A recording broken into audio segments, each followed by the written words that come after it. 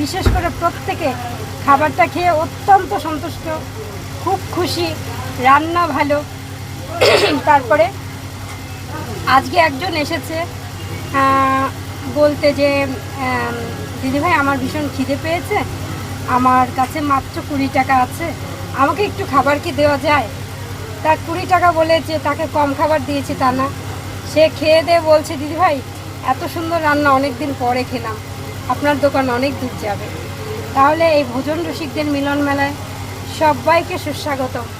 যার পকেট ভরা পয়সা আছে সেও যেমন ভালোবাসা পাবে, যার কিছু নেই সেও পাবে, সেও বিমুখ হয়ে খালি মুখে ফিরে যাবে না। যতটা সম্ভব, যতটা আমার করণীয় সেটা আমি নিশ্চয়ই করব, পয়সা থাকলেও কিংবা না থাকলেও। কিন্তু আমার তো অজস্র নেই, তাই অনেক আমি করতে পারবো না, অনেক দিতে পারবো না, কিন্তু ছোট্টর মধ্যে কাউকে ফিরিয়েও দেবো না।